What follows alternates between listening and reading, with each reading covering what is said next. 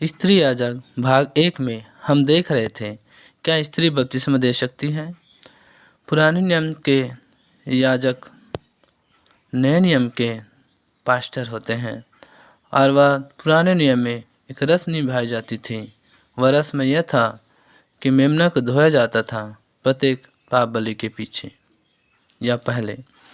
वैसे नए नियम में यीशु मसीह धोया गया एक मेमने के रूप में, और यह यूहन्ना बपतिस्मादाता एक याजक के वंश से आए हुए व्यक्ति के द्वारा हुआ, जिनमें स्त्री याजक नहीं होती। अब जानते हैं यीशु और उसके चेले सब बपतिस्मा देते थे, और हम प्रेरित के काम भी पाते हैं। पौलुस प्रेरितों, फिलिप्पुस और अन्य प्रेरित बपतिस्मा देते थे, लेकिन हम किसी भी नए नियम के किसी भी स्थान पर स्त्री को बपतिस्मा देते हुए नहीं पाते।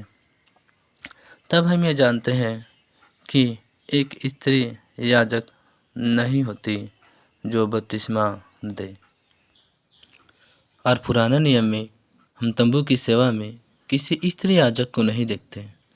यही कारण है कि स्त्री बपतिस्मा नहीं दे सकती, प्रभु भोज नहीं दे सकती और दसवांश नहीं ले सकती, क्योंकि परमेश्वर ने लेवियों के द्वारा याजकों की रीति पर ठहराया हुआ नियम था, और इनमें याजक स्त्री सम्मिलित नहीं थी, किंतु वे सब पुरुष होते थे जिसे तंबू की सेवा दी गई थी।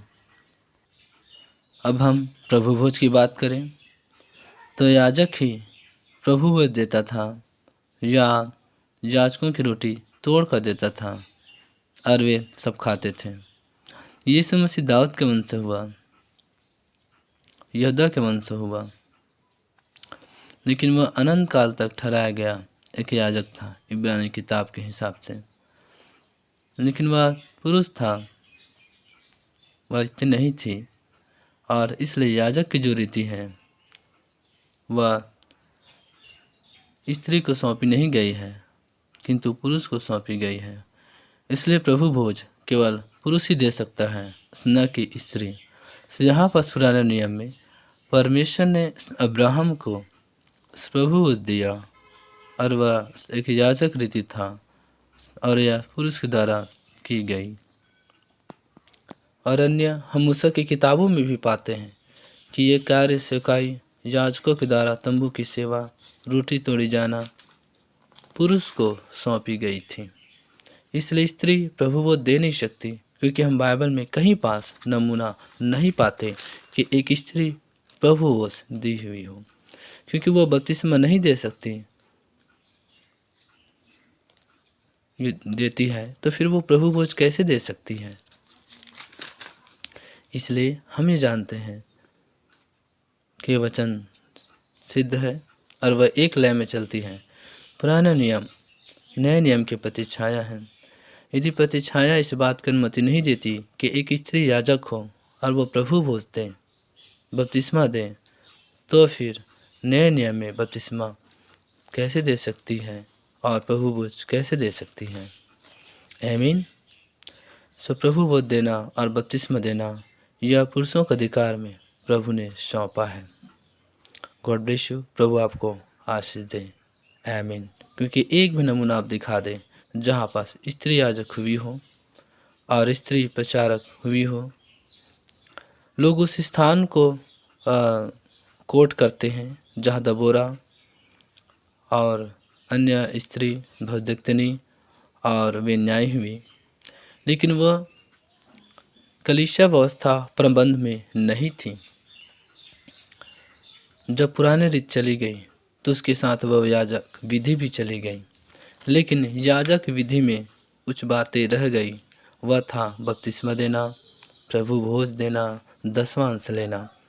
इसलिए यीशु ने कहा, जो कैसर का है वो कैसर को दो, जो प्रभु का है प्रभु को दो, और जो परमेश्वर का है परमेश्वर को दो। इसलिए कि लोग गलत कोटेशन करते हैं और इसलिए हम यह पाते हैं कि नए नियम में कोई स्त्री याजक नहीं हुई जो कहीं पास बपतिस्मा दे रही हो और प्रभु वो दे रही हो।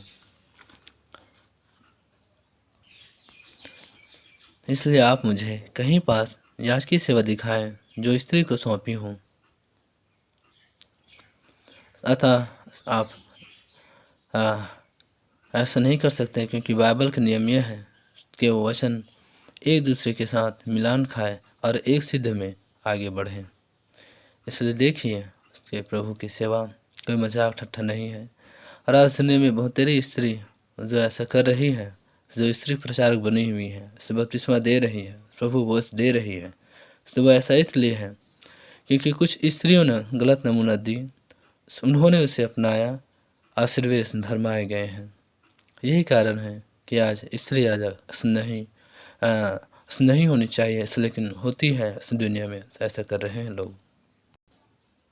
आज आप स्वयं वचन को लेकर अध्ययन करें और सोचें, क्या याजक रीति तंबू की सेवा टेबरनेकल जो नए नियम के चर्च की एक छाया है, क्या वो याजक रीति काम कर सकती है? क्या वो प्रभु दे सकती है या बपतिस्मा दे सकती है? मुझे कमेंट में अवश्य बताएं। God bless you. अगले पार्ट के लिए हम तैयार रहें।